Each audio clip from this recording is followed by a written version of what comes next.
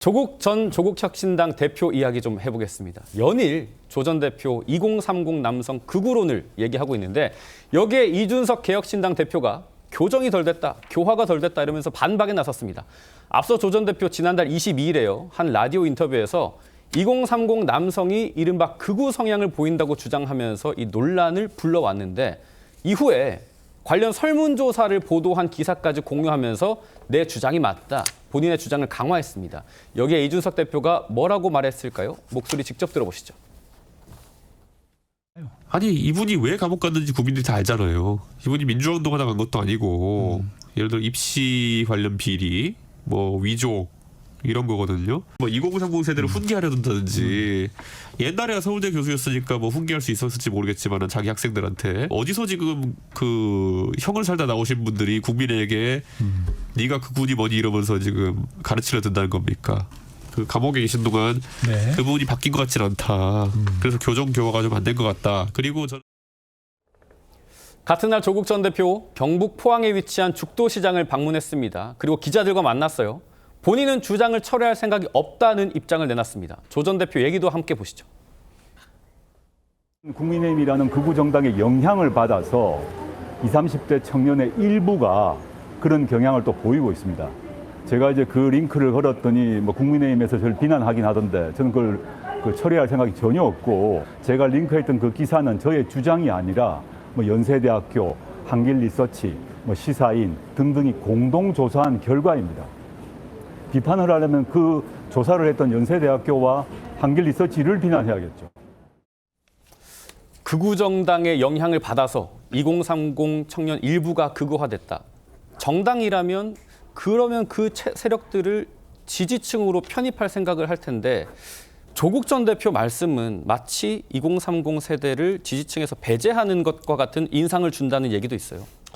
첫 번째로 그 조국 전 대표의 네. 일련의 지금 행동은 저는 개인적으로 잘못됐다고 생각합니다. 네. 그러니까 본인은 뭐 여러 가지 사연이 있는 거예요. 뭐 한길 리서치 뭐 그러니까 이런 데를 비판해라라고 하는데 정치는 결국에는 유권자와 국민들이 본인을 어떻게 생각하는가에 대해서 더 중요하게 여겨야 돼요. 그러니까 조국 전 대표를 사랑하고 지지하는 사람들은 조국 전 대표가 저런 말 하는 거에 대해서 동의하겠죠. 네. 하지만 중도층이라든지 아니면 그 반대편에 있는 지지자들은 전혀 그렇게 생각을 하지 않을 거예요.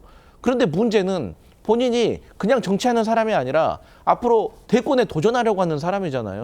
대권에 도전하려고 하는 사람이 어떻게 2030 그리고 중도층의 어떤 민심을 외면하고 하면서 어떻게 대통령이 될 수가 있겠어요. 네. 그래서 저는 본인의 생각이 뭐 그런 거에 대해서는 뭐 본인의 생각이니까 제가 뭐 지적할 필요는 없겠지만 최소한으로 본인의 목표 그리고 조국 혁신당이 앞으로 갈 길에 있어서는 지금 본인이 말하고 있는 것이 적어도 도움이 되지는 않을 것 같다라는 게 제 생각이고 한마디만 더 붙이면 저는 이준석 의원이 저런 거 비판할 자격이 있나?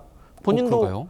여성 혐오라든지 뭐 이런 거 가지고 젊은 세대에게 그걸로 이슈가 됐었죠. 네, 상당히 비판받고 있는데 본인도 그렇게 자유롭지 못한 사람인데 그 조국 전 대표가 제가 생각할 때 잘못된 면이 있긴 하지만 이준석 의원이 저렇게 지적하는 것이 맞나? 저는 그것도 의문입니다. 이런 발언들이 당장 2030 민심에는 좀 어떤 영향을 끼칠까요? 정말 역풍을 제대로 불러올 것이다 이렇게 보는데요. 네. 우리나라는 너무 이 극우라고 하는 표현이 너무 일상화돼 버린 것 같아요. 사실 극우는요 엄정한 기준이 있거든요. 일단은 폭력이나 테러를 옹호해야 돼요. 그리고 두 번째는 전체주의나 독재를 옹호해야 됩니다. 네. 그리고 인종차별이라든지 우리나라에서 극우라고 할 수 있는 사람은 정말 제가 봐도 정말 극소수거든요. 네. 근데 이렇게 2030 남성들이 다소 보수적인 성향을 갖고 있다는 이유만으로 극우로 프레임을 딱 짜가지고 편가르기 한다? 저는 2030 남성이 오히려 더 결집하고 더 진보 진영에 대해서 비판적이 될 것이다 이렇게 보고요.